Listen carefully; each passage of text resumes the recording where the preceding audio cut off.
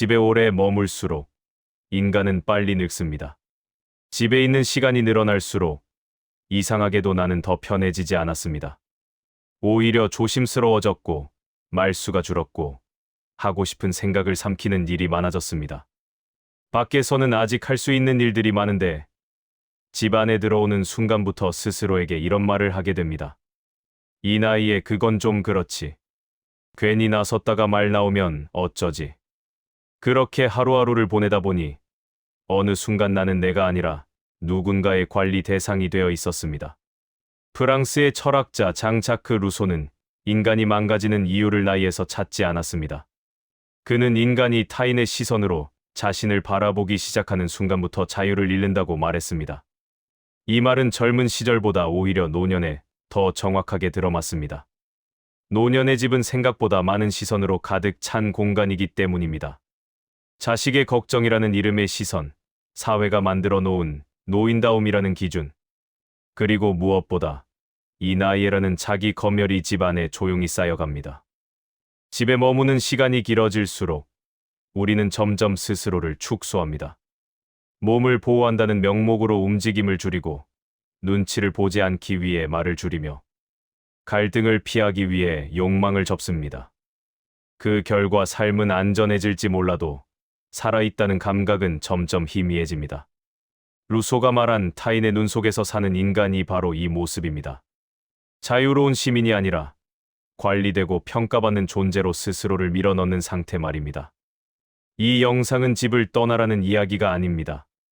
집이 나쁘다는 말도 아닙니다. 다만 우리는 질문해야 합니다. 지금 나는 집에서 쉬고 있는가? 아니면 집 안에서 늙어가고 있는가? 이 질문을 외면한 채 시간을 보내면 노년은 어느새 삶의 마무리가 아니라 정리 대상이 됩니다. 그러나 이 질문을 정면으로 마주하는 순간 노년은 다시 선택 가능한 시간이 됩니다. 만약 요즘 이런 생각이 스친 적이 있다면 집 안에서 점점 말이 줄고 행동이 줄고 나 자신을 설명하지 않게 되었다면 이 영상은 끝까지 볼 가치가 있습니다. 오늘은 루소의 시선을 빌려 왜 집 안에서 인간은 타인의 눈으로 늙어가는지, 그리고 그 흐름에서 어떻게 다시 삶의 주인이 될 수 있는지를 깊이 있게 이야기해 보려 합니다. 도움이 된다면 구독과 좋아요로 함께 해주세요. 이 채널은 나이를 먹은 뒤에야 비로소 보이는 삶의 진실을 조용히 풀어가는 공간입니다.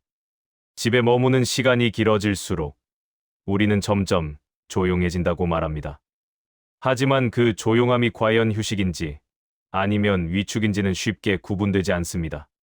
처음에는 몸을 아끼기 위해서였고 다음에는 괜히 나섰다 상처받지 않기 위해서였으며 어느 순간부터는 그냥 익숙해져서였습니다. 그렇게 집 안에서 보내는 하루가 반복되다 보면 우리는 어느새 스스로를 설명하지 않는 사람이 됩니다. 하고 싶은 말이 있어도 굳이라는 말로 삼키고 가고 싶은 곳이 있어도 다음에라는 말로 미룹니다. 루소가 말한 타인의 시선은 이렇게 아주 조용하게 그러나 확실하게 인간의 삶 안으로 스며듭니다. 노년의 집이 위험한 이유는 누군가가 강제로 가둬서가 아닙니다. 스스로 문을 닫기 때문입니다. 자식이 걱정할까봐, 주변에서 이상하게 볼까봐, 사회가 요구하는 노인다움에서 벗어날까봐 우리는 점점 스스로를 단속합니다. 이 단속은 법도 규칙도 아닙니다. 오히려 더 강력합니다. 왜냐하면 그것은 내가 나에게 거는 검열이기 때문입니다. 루소는 인간이 타인의 눈을 내면화하는 순간 가장 깊은 감옥에 들어간다고 했습니다. 이 감옥에는 자물쇠도 없고 간수도 없습니다. 다만 이 나이에라는 생각만이 반복될 뿐입니다. 집 안에서의 삶은 점점 예측 가능해집니다. 아침에 일어나고 텔레비전을 켜고 식사를 하고 잠시 낮잠을 자고 저녁이 오고 다시 하루가 끝납니다. 이 반복은 안정감을 줍니다. 그러나 동시에 질문을 사라지게 합니다. 오늘 나는 무엇을 느꼈는가? 무엇을 선택했는가? 무엇을 거부했는가라는 질문이 사라지는 순간 삶은 관리 상태로 들어갑니다. 관리된 삶은 안전하지만 살아있는 삶은 아닙니다. 살아있다는 감각은 늘 예측 불가능한 선택에서 나오기 때문입니다. 루소는 자연으로 돌아가라고 말했지만 그 말의 핵심은 숲이다 들판이 아니었습니다. 그는 인간이 다시 자기 감각의 주인이 되어야 한다고 말한 것입니다. 노년의 집에서 가장 위험한 것은 몸이 늙는 것이 아니라 감각이 타인의 기준에 맞춰 조정되는 것입니다. 춥지도 않은데 외투를 더 입고, 배고프지 않은데 정해진 시간이라 밥을 먹고, 피곤하지 않은데 이제 쉴 나이라며 눕습니다. 이 모든 것은 나의 감각이 아니라 외부 기준에 맞춰진 삶입니다. 실제로 많은 노년의 사례를 보면 집에 오래 머문 사람일수록 자신의 이야기를 하지 않습니다. 대신 자식 이야기, 세상 돌아가는 이야기, 뉴스 이야기만 합니다. 정작 나는 요즘 어떤 생각을 하는가라는 질문에는 쉽게 답하지 못합니다. 이는 지능이나 기억력의 문제가 아닙니다. 자기 삶을 말하지 않는 훈련을 너무 오래 했기 때문입니다. 루소의 말처럼 인간은 타인의 시선 속에 오래 머물수록 자기 목소리를 잃습니다. 하지만 여기서 중요한 전환점이 있습니다. 집에 머무는 것이 곧 문제는 아니라는 점입니다. 문제는 집 안에서도 여전히 타인의 눈으로 자신을 바라보고 있는가입니다. 같은 집이라도 어떤 사람은 집 안에서 다시 삶을 시작하고 어떤 사람은 집 안에서 서서히 사라집니다. 그 차이는 아주 작아 보이지만 결정적입니다. 오늘 내가 무엇을 선택했는가? 오늘 내가 누구의 기준을 따랐는가라는 질문을 던지고 있는가의 차이입니다. 노년에 접어들수록 사회는 우리에게 점점 말을 줄이라고 합니다. 조용히 있으라고, 튀지 말라고, 괜히 문제 만들지 말라고 합니다. 이 말들은 모두 겉으로는 배려처럼 들립니다. 그러나 그 이면에는 노년을 정리해야 할 존재로 바라보는 시선이 숨어 있습니다. 루소는 이런 시선을 단호히 거부했습니다. 그는 인간은 나이에 따라 가치가 줄어드는 존재가 아니며 오히려 나이가 들수록 더 자기 자신에게 가까워질 수 있다고 보았습니다. 단, 조건이 있습니다. 타인의 눈을 기준으로 살지 않을 것. 집안에서 다시 삶의 주인이 되기 위해 필요한 것은 거창한 변화가 아닙니다. 아주 작은 선택 하나면 충분합니다. 오늘은 내가 먹고 싶은 시간에 먹고, 내가 가고 싶은 방향으로 걸어보고, 내가 하고 싶은 말을 한 문장이라도 해보는 것. 이 작은 선택들이 쌓이면 집은 다시 쉼의 공간이 됩니다.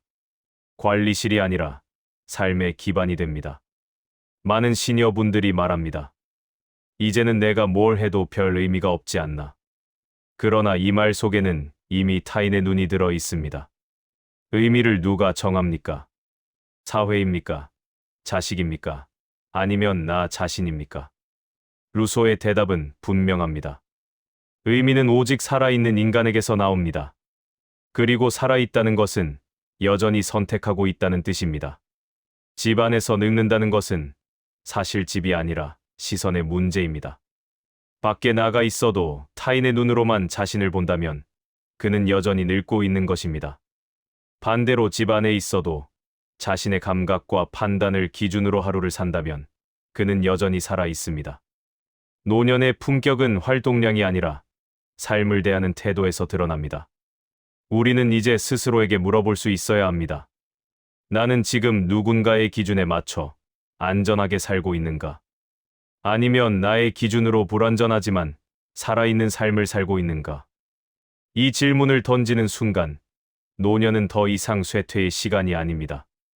오히려 가장 정직해질 수 있는 시간이 됩니다. 왜냐하면 이제 더 이상 증명할 필요도 잘 보일 필요도 없기 때문입니다. 루소는 인간이 사회로부터 완전히 떠나야 한다고 말하지 않았습니다. 그는 다만 사회의 눈을 삶의 중심에 두지 말라고 했습니다. 노년의 집은 그 시험장이 됩니다. 집 안에서조차 나를 검열하지 않는가? 집 안에서조차 타인의 시선을 기준으로 삼지 않는가? 이 질문을 끝까지 붙잡고 있는 한 인간은 결코 관리 대상으로 늙지 않습니다. 하루하루가 조용히 지나가더라도 그 하루가 나의 선택으로 채워져 있다면 그것은 충분히 살아있는 하루입니다. 집 안에서 늙는다는 것은 시간이 흐르는 문제가 아니라 선택이 사라지는 문제입니다. 그리고 선택은 언제든 다시 시작할 수 있습니다. 바로 지금 이 순간부터 말입니다. 우리는 나이가 들수록 많은 것을 내려놓습니다. 젊은 시절의 경쟁도, 증명해야 했던 역할도, 누군가에게 잘 보이기 위해 애썼던 마음도 하나씩 떨어져 나갑니다. 그런데 이상하게도 그 내려놓음의 끝에서 가장 늦게까지 남는 것은 타인의 시선입니다. 누가 뭐라고 할까? 괜히 눈에 띄지는 않을까? 이 나이에 그게 어울릴까? 그렇게 우리는 집 안에서조차 여전히 남의 눈으로 자신을 바라보며 하루를 보냅니다. 하지만 곰곰이 생각해보면 이제 우리는 더 이상 관리받을 이유가 없는 나이에 와 있습니다. 누군가의 기대를 충족시키지 않아도 되고 사회가 정해준 역할을 연기하지 않아도 됩니다. 오히려 지금이야말로 처음으로 온전히 나의 기준으로 살아볼 수 있는 시간입니다. 루소가 말한 자유는 거창한 탈출이 아니라 타인의 눈을 삶의 중심에서 내려놓는 일이었습니다. 그 자유는 아주 조용하게 시작됩니다. 오늘 내가 무엇을 느끼는지, 무엇을 원하는지, 무엇이 불편한지를 스스로에게 묻는 것에서 말입니다. 집은 여전히 우리의 쉼터입니다. 그러나 그 쉼터가 감옥이 되지 않으려면 집 안에서도 우리는 선택하는 존재로 남아 있어야 합니다. 선택이란 대단한 결심이 아닙니다. 오늘은 창문을 조금 더 열어보는 것, 평소와 다른 길로 잠시 걸어보는 것, 마음속에만 있던 말을 조심스럽게 꺼내보는 것. 이런 작은 선택들이 모여 집은 다시 살아있는 공간이 됩니다. 노년의 품격은 바쁘게 사느냐, 조용히 사느냐로 결정되지 않습니다. 그것은 누군가의 시선을 기준으로 하루를 정리하는가, 아니면 나 자신의 감각으로 하루를 마무리하는가에 달려 있습니다. 집 안에서 늙는 사람은 타인의 기준에 맞춰 점점 작아지지만 집 안에서 살아있는 사람은 자신의 리듬으로 하루를 채웁니다. 그 차이는 아주 작아 보이지만 삶 전체의 방향을 바꾸는 차이입니다. 이제 우리는 조금 느려도 괜찮고 완벽하지 않아도 괜찮습니다. 다만 한 가지는 분명합니다. 더 이상 타인의 눈으로 늙을 필요는 없습니다. 집 안에서도 조용한 하루 속에서도 우리는 여전히 삶의 주인으로 존재할 수 있습니다. 그 사실을 잊지 않는 것, 그것이 노년이 우리에게 요구하는 가장 중요한 태도일지도 모릅니다. 오늘 이 이야기가 당신의 집을 다시 삶의 공간으로 바라보게 하는 작은 계기가 되길 바랍니다. 그리고 내일의 하루가 어제와 조금 달라질 수 있다는 조용한 확신으로 남기를 바랍니다.